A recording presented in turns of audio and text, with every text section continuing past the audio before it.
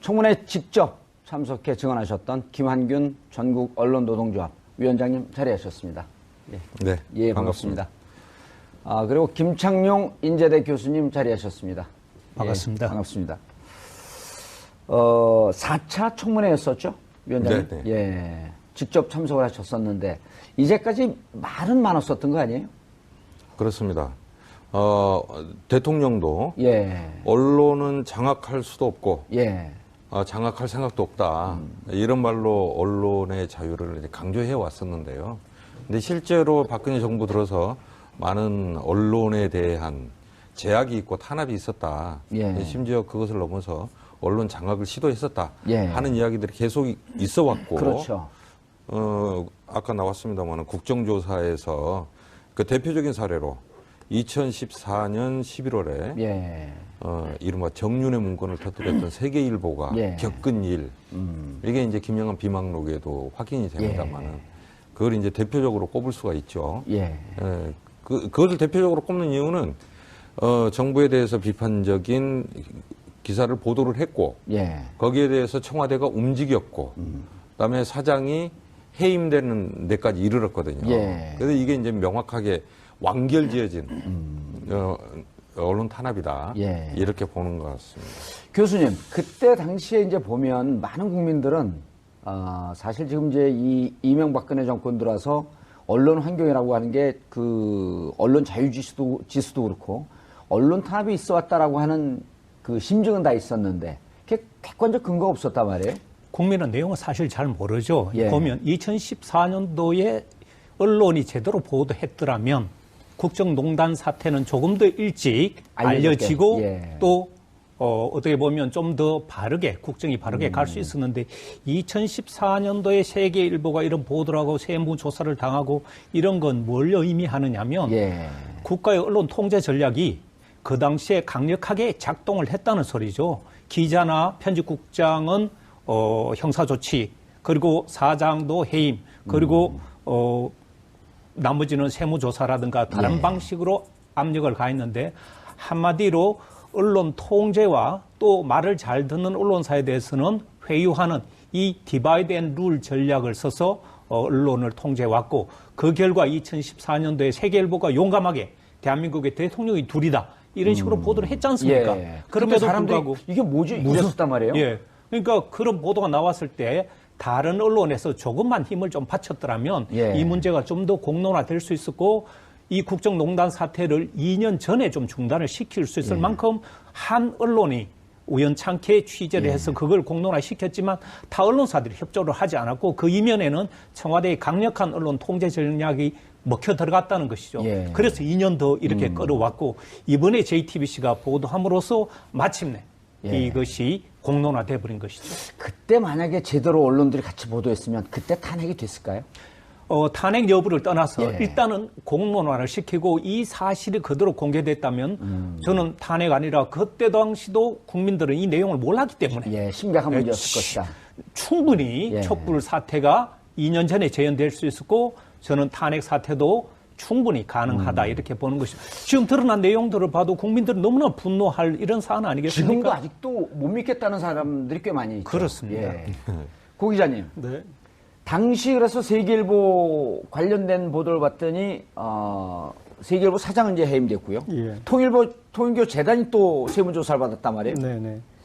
그 박근혜 정부의 이 언론 탄압은 이명박 정부의 언론 탄압을 계승 발전시켰다라고 보시면 될 것 같습니다. 예. 그러니까 이명박 정부 들어서만큼은 혼란스럽지가 않았어요. 그러니까 겉으로 보기에 언론과의 관계는 좋은 건가 이렇게 생각하실 수도 있을 것 같은데 이명박 정부 때는 그렇게 파업도 많이 하고 해직 언론인도 많이 생겼는데 박근혜 정부 때는 없지 않았냐 이렇게 생각하실 수 있을 텐데 그때 이명박 정부 때 만들어 놓은 통제 구조를 계승해서 발전시켜가지고 지금의 이런 세계일보 사태 같은 것을 만든 게 박근혜 정부고요.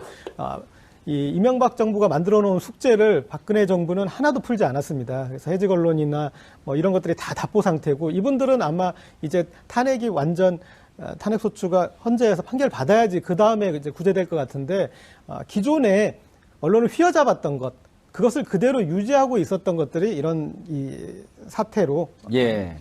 교수님, 아까 그 말씀을요, 당시 정윤회 문건 때 뭐라고 청와대에서 얘기를 했냐면, 개인의 명예를 훼손하거나 사생활 비밀을 침해하는 보도에 대한 조치는 언론 출판의 자유 침해가 아니다. 그리고 그때 당시 이게 청와대 비선 실세, 국정농단이라고 하는 이 내용은 보지 않고 문건 유출로만 몰아갔단 말이에요. 그렇죠. 네. 예. 그게 바로 이제 청와대라는 막강한 권력의 중심에서 아젠다를 다른 식으로 바꿔버린 거죠. 그렇죠. 그리고 다른 언론들은 쫓아가줬고. 바로 그 구조를 우리가 봐야 되는데 이게 과연 사실인가 아닌가? 사실이라면 심각한 국정농단 사태임에도 불구하고 그 사실 여부를 밝히기보다는 어떻게 해서 이 문건이 유출됐던가 예. 전혀 다른 그런 아젠다로 몰고 갔고 또 언론에서는 그 부분에 대해서 충실하게 반영했죠.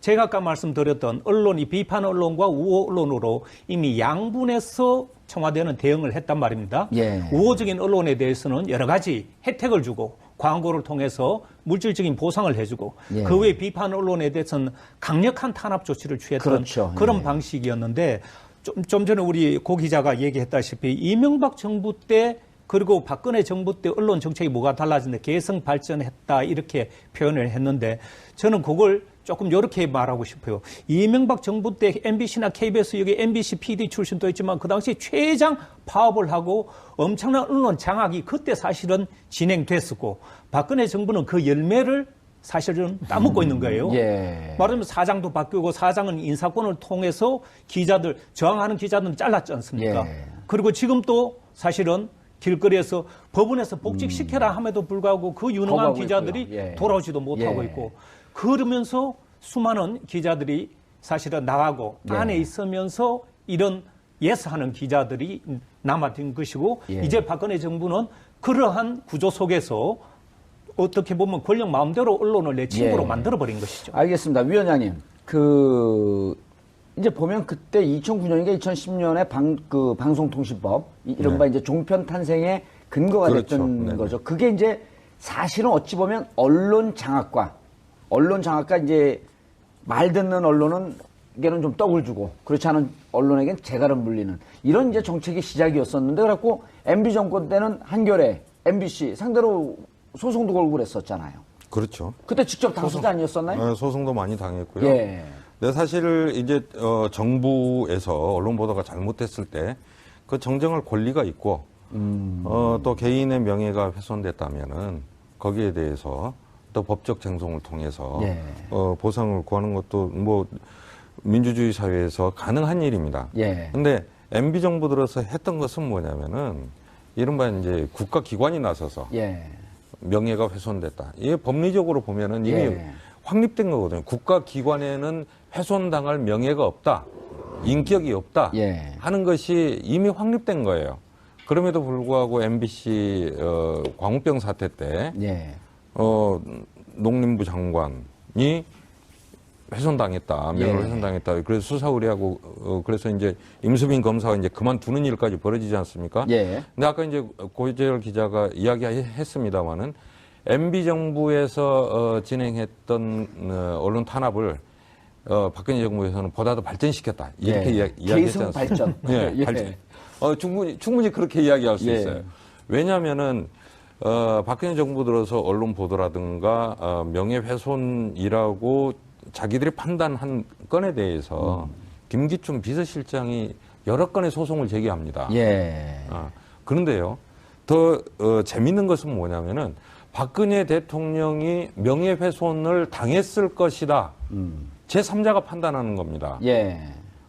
그래서 제3자가 소송을 제기해요. 제3자 명예훼손 소송입니다. 예. 이런 건수가 굉장히 많이 늘어납니다. 아, 박근혜 정권 들어와서. 네네. 예. 그래서 김영한 민정수석의 비망록에도 보면은 그렇죠. 어떤 이야기가 있냐면은 보수 애국 단체를 동원해서 고발하고 이런 이야기들이 제3자가 고발하도록 해라. 실제로 그렇게 동원이 됩니다.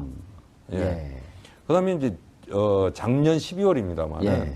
방송통신심의위원회 예. 이거는 이제 방송 내용뿐만 아니라 인터넷 내용까지 감시하는데요. 거기에서도 제3자가 이 사람은 이 내용은 저 사람 명예를 훼손할 가능성이 있다고 판단하면 직권으로 인터넷 게시물을 내리도록 했어요. 어허. 이게 보다 언론 탄압과 언론 제약을 향해서 예. 보다 깊게 이게 진행되어 온 것이 이제 박근혜 정부다 이렇게 이야기할 수 알겠습니다. 있습니다. 교수님, 예. 그 재밌는 현상이 이제 이른바 MB 정권 때는 경향, 한겨레, MBC 이제 정권과 좀 정치적 성향을 달리하는 데를 대상으로 했는데 최근 들어서 이제 박근혜 정권 그 올해의 양상을 보게 되면 조선일보하고도 싸움을 했단 말이에요. 피와 식별이 잘 구분이 안 돼요? 아닙니다. 저는 그렇게 보지 않고요. 예. 박근혜 정부 초창기 때 굉장히 많은 조선일보가 많은 우호적인 보도를 했고요. 예. 그리고 조선일보는 TV조선을 갖고 있지 않습니까? 예. 이런 종합 편성 채널이 만들어지는 것도 언론 탄압 관점에서만 보지 마시고 언론 탄압도 있지만 언론에 대한 특혜를 준 그런 특혜. 측면이 있어서 예. 언론 정책을 두 가지로 동시에 봐야 된다. 말하자면 MB 정부 때는 이 조중동에게 방송사를 줌으로써 사실은 우군으로 만들었습니다. 예. 그 당시 4개 종합편성 채널 모두 주는 것은 방송 광고 시장을 괴멸화시킨다 해서 안 된다고 방송계에서도 난리가 났었습니다만 4개 모두를 주는 정치적 결단을 내렸고요. 그 4개를 통해 가지고 방송 광고 시장이 굉장한 어려움을 겪었고 그래서 KBS 수신료 이것 갖고도 논란이 있었는데요. 문제는 이 박근혜 정부에 들어와서는 바로 이런 종합편성 채널을 중심으로 해서 초기에는 굉장히 많은 우호적인 보도를 했죠. 잘 보세요. 박근혜 대통령이 해외 출장 갈 때마다 종합편성 채널들 뭐라고 그랬습니까? 뛰어난 외국어 실력, 그리고 예. 자원 외교, 그리고 햇빛도 쨍쨍. 비가 와도 대통령만 나타나면 그 영국의 변덕스러운 날씨가 햇빛이 쨍쨍 난다는 식으로 보도를 했던 언론 기관들입니다. 막상 영국에서는 보도도 안 되고 있었는데. 그럼요. 예. 무슨 소리냐면 이렇게 종합편성 채널하고 이런 것들이 그렇게 찬양하고 과장 홍보를 했던 언론사가 예. 조선일보가 왜 지금 와서는 반대하느냐. 그건 조선일보가 내세우는 게 뭡니까? 대통령을 만드는 신문입니다. 이제 그렇죠. 박근혜 대통령은 이제 임기가 끝났고 이런 사태가 내용을 보니까 국정농단 사태의 내용을 조선일보는 이미 알고 있었던 것입니다. 예. 그래서 이 대통령은 저는 그렇게 판단하는 교묘하게 것이죠. 입장을 바꿨다. 바꿔서 이제 새로운 권력 창출에 들어간 것이죠. 알겠습니다. 위원장님, 네. 수사기관을 동원한다든지 이게 아직도 대한민국 이제 이 공안 정국이 계속되고 있는 건데 국세청 동원하면 이 언론 장악이라고 하는 것은 진짜 어린아이 손목 비틀기 정도로 쉬운 거 아닌가요? 모르겠습니다. 이게 언론사라고 해서 국세청의 세무조사를 받아서는 안 된다. 이렇게 또 일괄적으로 주문하기는 어려운데요. 예. 이제 세계일보 같은 경우에는 대표적인 명확하게 케이스죠. 예. 2014년 11월 28일에 예. 정윤의 문건을 보도하고 예. 그 다음에 저 수석 비서관 회의죠. 거기에서 그 이야기가 나옵니다. 세무조사 이야기가 나옵니다. 그다음에 압수수색 이야기가 나오고요. 그 실제로 그해 12월 5일 날 예. 세계일보는 난리가 났어요. 검찰이 압수수색 들어온다. 거기 기자들 다 불러들이고 셔터문 내리고 압수수색 대비했습니다. 예. 근데 그것이 실제로 실행되지는 않았어요. 아마 언론사를 압수수색한다는 것에 대해서 부담을 느꼈던 것 같아요. 국민적 역풍이. 그리고 또 네네. 그때 당시 세계일보 기사가 워낙 충격적이었기 때문에. 네. 예. 그렇지만 세무조사는 통일교 계열 기업들 있지 않습니까? 예. 여기에 대해서는 세무조사가 진행이 됐습니다. 그것도 막을 수도 없는 거 아니에요, 이거는. 예. 그래서 결국 제가 볼 때는 예. 그 이후에 통일교에서 벌어진 조항규 사장이 해임되고 하는 문제들이 그 여파로 진행됐다고 생각을 하거든요. 예. 이건 두말할 필요도 없이 예. 엄청난 언론 탄압이고 언론의 재갈을 물리려는 시도였던 거죠. 예. 국경 없는 기자회 조사, 그다음 프리덤 하우스의 언론 자유도 조사하게 되면 이제 노무현 대통령 이후에 네. 계속 이 추락을 하면서 이제 정말 이게 언론 자유가 아주 제한되어 있는 나라라고 하는 이런 오명을 쓰게 되잖아요. 예, 예. 그리고 이제 최근에 청와대 회의를 기록했던 고 김영한 민정수석의 비망록을 봐도 이 언론 탄압에 대한 얘기가 계속 나오고 있거든요. 예, 제가 이명박 정부의 언론 통제를 계속 발전시켰다라고 했는데 예. 이게 무슨 얘기냐면요. 아까 말씀하신 그런 조선일보에 대해서까지 박근혜 정부가 자신감을 가질 수 있었던 그게 근간입니다. 이미 지상파 방송은 내 입맛에 맞게 나를 위해서 하는 방송이 다 되어 있고 이 둘러싼 환경이 우호적으로 다 조성됐기 때문에 역대 어느 정보도 해내지 못한 조선일보의 길을 꺾는 일을 감히 생각을 할 수가 있었고 할 수가 있었던 거죠. 그리고 총선도 다 치른 마당이니까. 예. 네. 그것에 비해서 조선일보와 TV조선은 이미 이 관련 최순실 관련 그런 제보를 받고 관련 다 가지고 있었음에도 불구하고 총선 때까지 보도를 안 했잖아요. 그래서 이 나중에 이렇게 보도를 하고 그랬는데 예. 거기에서 이 어떤 헤게모니가 어디로 가 있는지 이렇게 단적으로 보여주는 것 같고 이미 지상파 방송에서는 좋은 보도를 할 수 있는 공정한 보도를 할 수 있는 인력을 보도국이나 시사교양국에서 다 빼냈고 다 외지로 발령을 해버렸잖아요. 그래서 그런 차원에 그래서 도저히 그 안에서 어떤 그런 그 감시 제대로 된 감시가 나오지 못할 환경을 만들어놨기 때문에 예. 그 상태에서 이런 일들이 이렇게 알겠습니다. 한 예, 가지 좀 교수님. 보태고 싶은데요. 권력은 보면 언론을 통제 내지 회유하는 전략으로 수사기관이나 조사기관을 동원할 수 있는 막강한 힘을 갖고 힘을 갖고 있습니다. 있죠. 그래서 권력이 마찬가지고, 예. 무서운데요. 그 외에도 국정원을 통해서 기자 개인이나 간부나 예. 사장이나 사찰도 할 수가 있어요. 예. 아까 그 조선일보 얘기가 잠깐 나왔는데 조선일보 송희영 주필이 예. 2억 원대 초과 향응을 벌였다 해가지고 청와대에서 거꾸로 조선일보를 향해서 부패 기득권 세력이다. 예. 이렇게 청와대에서 일개 신문사를 향해 공격하는 아주 이상한 현상이 한번 나온 적이 있었습니다. 말도 국민들 귀에 딱 꽂힐 수 있는 그렇죠. 부패 기득권 세력이다. 예. 그러니까 조선일보가 반발을 했지 않습니까? 사설을 통해 가지고 반발하니까 그 다음 날 청와대가 어떻게 했죠? 바로 친박 국회의원을 세워가지고 구체적으로 어디서 어떤 식으로 부패 향응을 받았는지를 예, 요트 사진 요트 사진까지 공개했지 않습니까? 그리고 친박 국회의원이 뭐가 아쉬워서 자기가 그런 식으로 그 내용을 공개하겠습니까? 그 의원이 누구였었죠? 김진태 국회의원인데요. 춘천에. 그렇죠. 예, 그 유명한 친박 국회의원. 중에 예. 친박인데 그 사람이 그런 일을 할 이유가 아무도 없습니다. 아무 이유도 없는데. 이 정보를 어디서 그렇죠. 얻었냐고 하니까 끝까지 답변을 못 하잖아요. 그렇죠. 국회의원 개인이 그걸 그런 사적인 정보를 수입할 수가 없어요. 예. 말하자면 권력기관의 토스를 받아서 그런 것을 공개했다는 것은 주요 언론사 주필이나 논설실장 이런 사람들은 감시하고 언제든지 필요하면 이런 정보를 터뜨릴 수 있다는 일종의 칠링 이펙트죠. 예. 언론사에 위축 효과를 주는 것이죠. 너희들도 함부로 청와대나 대통령에 대해서 비판적인 보도, 고발 보도를 하면 언제든지 당할 수 있다. 예. 그것을 저는 보여주는 강력한 하나의 증거라고 보는 것이죠. 그 MBC 시사교양국 PD 출신이신데 지금 이제 교수님 하신 말씀하고 또 연결해서 보면 네. 이석수 그 감찰이 감찰 조사를 하다가 조선일보 기자하고 통화를 한단 말이에요. 이 통화한 내용이 어떻게 정보가 들어왔는지는 밝히지 않으면서 이 통화한 내용 그대로를 MBC에서 보도를 한단 말이에요. 네. 그럼 이게 도감청이 이루어졌을 것이라고 하는 건데 그런 부분에 대해서는 일체 얘기하지 않고 도감청이 일상적으로 이렇게 이루어진다라고 하는 것은 언론을 통제하겠다는 거 아니에요? 그렇습니다. MBC에서는 보도를 해갖고 그 보도를 보는 시청률은 4%로 떨어졌습니다. 예. 4차 청문회 때도 이제 이석수 전 감찰관한테 예. 그 질문이 많이 쏟아졌어요. 근데 이석수 감찰관의 증언을 그대로 빌자면은 이렇게 이야기했습니다. 자기는 통화를 한 적이 있지만 SNS를 통해서 문자를 주고받은 적은 없다. 그런데 어떻게 MBC에 그 내용이 흘러 들어갔는가는 현실적으로, 상식적으로 예. 불법적인 도감청이 있지 뭔가가 않고는. 예. 있지 않다면은 이해가 안 된다. 이렇게 이야기를 했습니다. MBC가 밝혀야죠, 이제. 예. 그거 어떻게 해서 입수했는지. 예. MBC에 유명한 그 독수 독과론이 있습니다. 예. 독이 풀어진 물을 먹고 자란 과일, 예. 열매는 예. 독이 있게 마련이다. 반드시 독을 줄게 마련이다. 예. 최문순 사장 때 쓴 말입니다. 만약에 그것이 옳다고 생각을 한다면은 MBC 밝혀야 돼요. 예. 그거 어떻게 입수했고, 예. 그것이 불법적이 아니었다면은 못 밝힐 이유가 없어요. 예. 위원장님. 밝혀야 됩니다.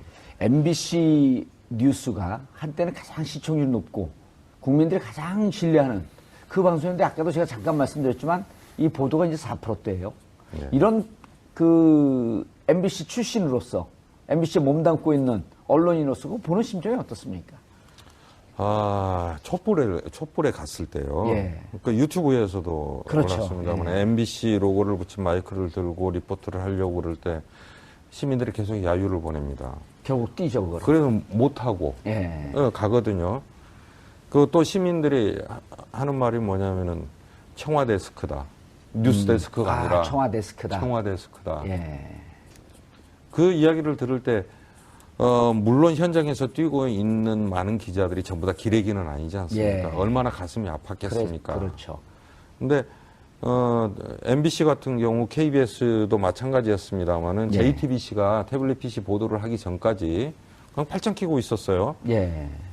최순실이 대통령 측근 맞냐? 야당의 일방적인 공세일 뿐이다. 이렇게 이야기를 하다가 JTBC가 태블릿 PC를 보도를 하니까 그때서야 이제 특별 취재팀을 꾸립니다. MBC도 꾸렸어요. 예. MBC는 28일 만에 해체했습니다. 아. 그것을 이렇게 이야기를 하더군요. 정말 실력 있고 MBC의 간판이었고 핵심 전력이었던 기자 PD를 다 내쫓고 다 나니까 외곽으로 가 있잖아요. 지금 남아있는 기자들 아무리 현장 가서 거리낌 없이 취재하라. 해도 취재를 못하는 겁니다. 못하는 거죠. 그 취재 성과가 없어서 결국은 28일 만에 예. 해산할 수밖에 예. 없었다. 방송용으로는 적합하지 않지만 기자들 시세말로 이른바 야마를 못 잡는 거 아니에요? 그렇죠. 예. 그 취재가 안 되는 거죠. 근데 그 이야기를 한 친구도 이제 외곽에 쫓겨난 예. 기자였는데 참 그 이야기를 하면서 가슴이 예. 아팠습니다. 예, 교수님. 저는 MBC에 대해서 사람들이 이 취재 현장에서 쫓겨나는 그런 모습을 보고 예. 아마 국민들이 분노한 심정을 취재 기자들에게 예. 그런 식으로 분풀이 했는데 저는 이건 굉장히 잘못됐다고 생각을 하는데요. 예. 왜 그러냐면 MBC를 지금 이런 식으로 만든 것은 기자들이 아니고 그 한 줌의 사장 경영진들입니다. 맞습니다. 청와대의 오다를 받아서 그런 식으로 하는 경영진들 때문에 기자들이 이런 식으로 전락을 했기 때문에 좀 분리해서 봐주는 그런 필요가 있다. 알겠습니다. 고 기자님. 예. 그 언론 탄압하게 되면 이른바 이제 정무수석이었던 이정현 새누리당 대표 얘기를 안 할 수가 없는데요. 네. 세월호 관련해서 아주 격앙된 목소리로 보도 방침에 대해서 항의를 했단 말이에요. 근데 말은 항의지만 이게 누가 봐도 다 외압으로 보이는데. 예, 그 항의 전화를 예. 좀 주의 깊게 들어보셔야 되는데 그 전화의 맥락에서 제일 중요한 거는 그러니까 그 보도 항의한 거 자체가 중요한 게 아니라 예. 평상시대로 관리되지 않은 거에 대해서 항의한 거예요. 그러니까 평상시에는 니들이 우리의 입맛에 맞게 우리의 잘하다가. 가이드라인대로 잘하다가 예. 갑자기 왜 이렇게 튀었냐 그 얘기를 한 거예요. 그러니까 지금 우리한테 관리되다가 니들이 갑자기 왜 안 하던 짓을 하느냐 그 얘기를 한 거에 대해서 우리가 이제 그래서 일반 사람들 들었을 때는 아니 뭐 청와대 이 정무수석도 뭐 이렇게 항의할 수도 있는 거 아니야 이렇게 생각하실 수 있는데 제가 중요하게 이렇게 구별해야 드려야 할 말은 예. 평상시 만약에 KBS에서 정말 문제가 있어서 어떤 정식으로 항의 전화를 해서 하는 그런 맥락이 아니고요. 아주 잘 관리되다가 갑자기 왜 그런 것을 하느냐에 대해서 지적을 한 거고 그리고 그 제가 이제 팩트에서 조금씩 이렇게 지금 단계에서 일반 시청자들이 이걸 알아야 되는데 그 이석수 이렇게 감찰관이요? 예, 감찰관 때도 그렇고 상케이 기자 때도 그렇고 거기에서 그럼 이석수 감찰관이 조선일보 기자에게 정말 문제가 될 만한 발언을 했느냐 그게 아니에요. 그러니까 그 취재에 오는 기자에 대해서 원론적인 답변을 한 것에 지나지 않는데 예. 그런 그 불법 도감청을 해서 그것에 대해서 유출을 했느니 그런 식으로 물타기라고 몰아붙이기를 한 거죠. 예. 그리고 결국은 검찰에다 우병우, 이석수 두 감찰관을 동시에 조사를 하라고 했고. 그렇죠. 그리고 상케이 같은 경우도 조선일보 칼럼을 인용 보도한 기사예요. 그렇죠. 그러니까 주요 맥락은 이미 조선일보 그래서 그걸 문제 삼으려면 원 조선일보를 문제 삼아야 되는 거예요. 예. 예. 물론 거기에 이제 본인 추가 취재에서 한 내용이 있지만 주요 골자는 조선일보 칼럼에서 나온 내용이었기 때문에 그랬어야 되는데 그런 상케이를 좀 지적했던 거 이렇게 하여튼 그리고 제가 하나만 깔때기로 얹으면 예.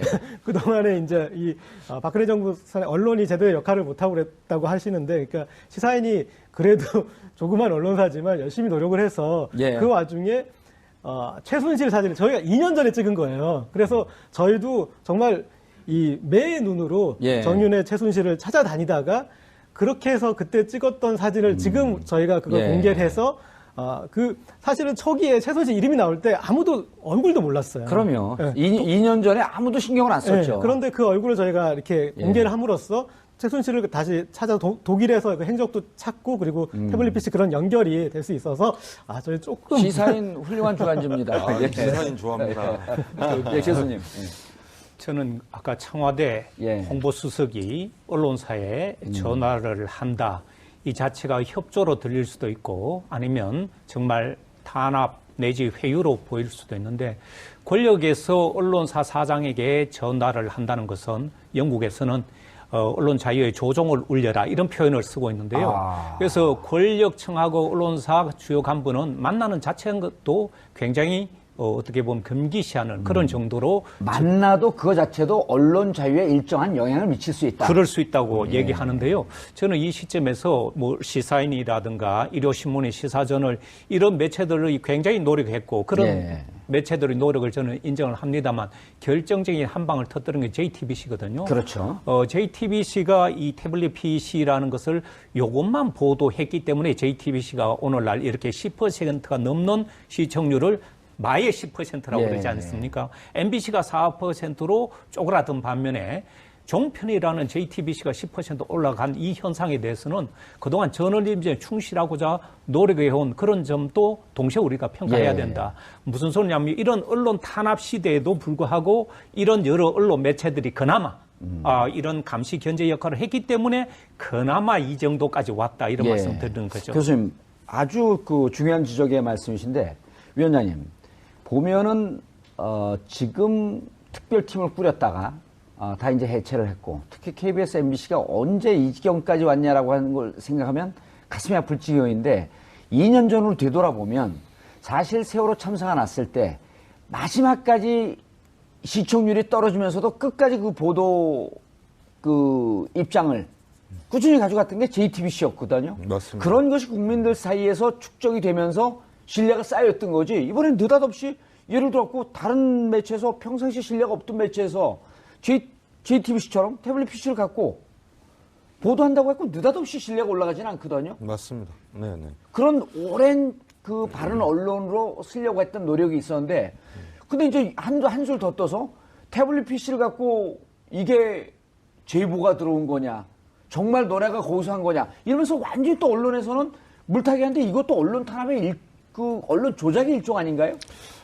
저는 그렇게 생각합니다. 언론을 대하는 지금 박근혜 정부의 태도는요.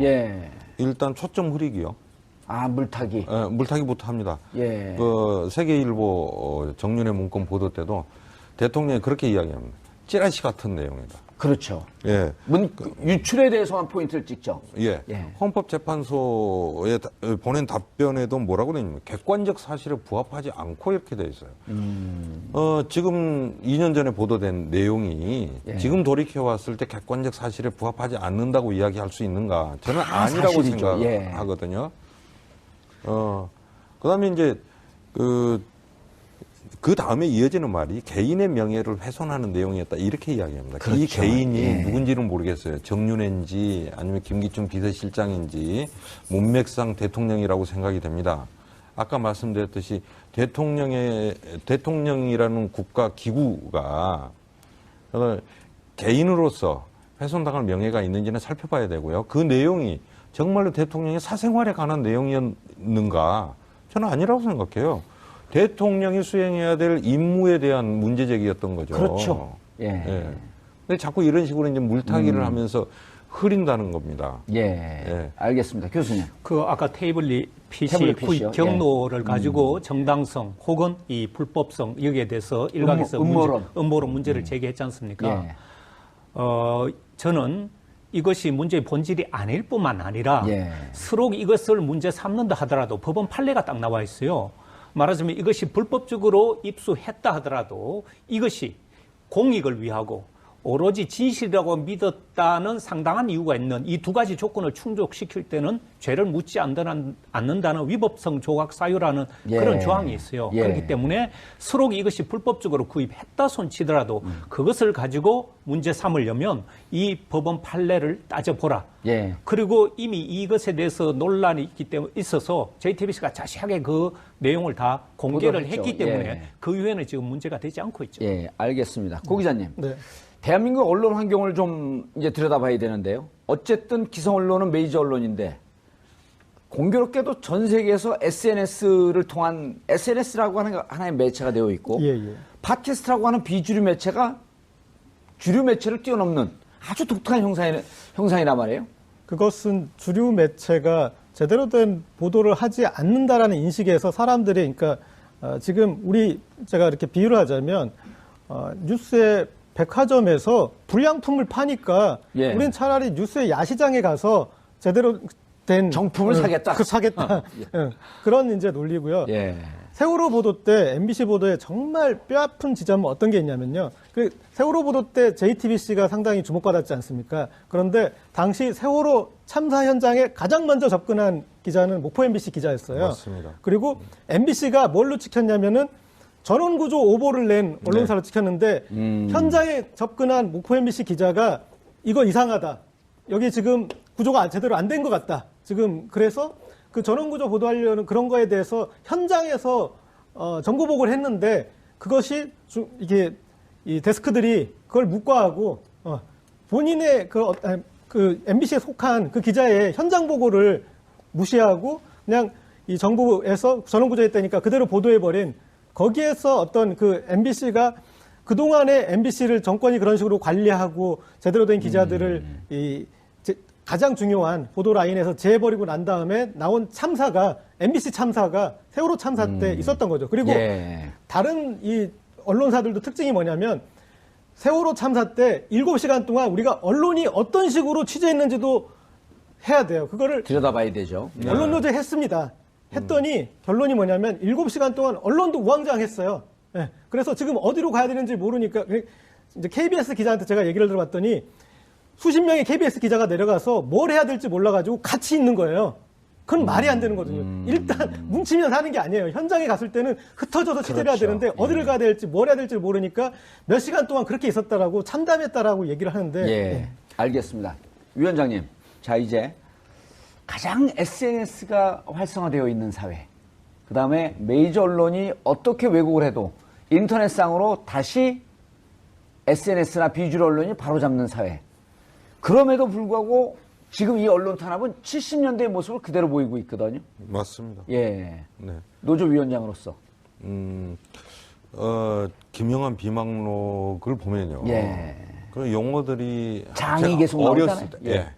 어렸을 때 쓰던 말 있지 않습니까? 예.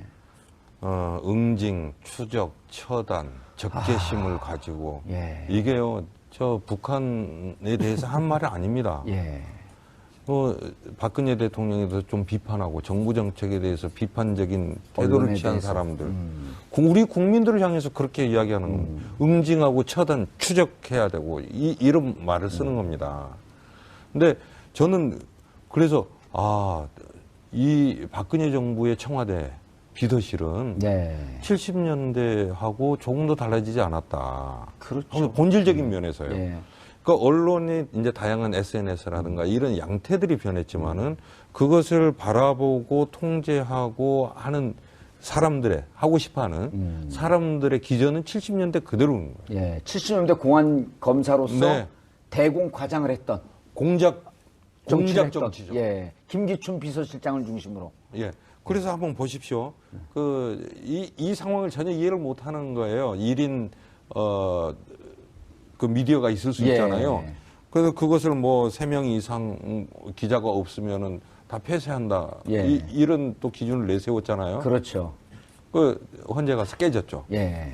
근데 저는 저희 언론 탄압이 이 70년대 수준이 아니라 연산군 시절로 갔다고 생각합니다. 그때 사활을 했을 때 문제 삼았던 게 능상이에요. 왕을 능멸한 죄. 예, 그래서 첫 번째 사화가 그런 그 사관들에게 일어났는데 예. 그것과 마찬가지로 지금 언론 탄압에 대한 기조가 예. 연산군 시절로 가 있다. 그렇습니다. 예, 알겠습니다. 교수님 마지막으로. 저는 이 70년대 박정희 시대에 예. 새로운 언론의 정책을 세계적으로 퍼뜨린 게 있습니다. 그게 바로 발전 저널리즘이라고 학계에서는 언론의 4가지 이론 중에 이 발전 저널리즘이라는 것은 없었습니다. 예. 디벨롭먼트 저널리즘이라고 해서 이 발전 저널리즘이 뭐냐면 바로 당근과 채찍으로 말 잘 듣는 언론에 대해서는 아하. 당근을 주고 예. 말 듣지 않는 언론에 대해서는 가혹한 재갈을 물려라. 통폐합이나 재갈을 물린다. 이것이 바로 국가 발전이란 미명하에 이루어졌기 때문에 예. 오늘날 제3세계가 박정희식 70년대 언론 정책을 다 그대로 예. 걷다 가지고 그런 일을 벌이는데 2016년 이 현 시점에서 대한민국이 그런 이 70년대 이런 언론 정책에 그대로 이 재현되고 있다는 것은 슬픈 일이죠. 예. 다행히 그래도 이제 SNS 시대가 열리면서 불량품 이런 것들을 이제는 이 일반 개인들이 수소문해서 알아내는 이런 식이 벌어지다 보니까 과거의 언론 독점 시대는 이제 끝이 나서 예. 정보를 공유하고 가짜는 이제는 퇴출되는 그런 시대로 가고 있기 때문에 저는 2016년도에 와서 또 이런 일이 벌어지고는 있지만 결국은 바로 잡힐 것이다 이렇게 보고 있습니다. 예. 위원장 마지막으로 간단하게 한 말씀 해주시죠. 예. 이게 청와대가 공영 언론의 사장을 뽑는 구조가 이제 가장 큰 예. 문제라고 생각이 예. 되거든요. 7월 22일 162명의 국회의원들이 서명해서 발의한 예. 법안이 있습니다. 이른바 언론장악 방지법인데요. 예. 그건 지난 대선 때 박근혜 대통령 후보, 당시 후보, 그다음 새누리당이 다 공약을 한 겁니다. 예. 정권에서 이제 공영방송 쥐락펴락 하려고 하지 마시고 예. 그 법 통과시켜서 독립시켜 주세요. 예. 그래야 우리나라 민주주의가 삽니다. 알겠습니다. TBS TV에서는 오늘 밤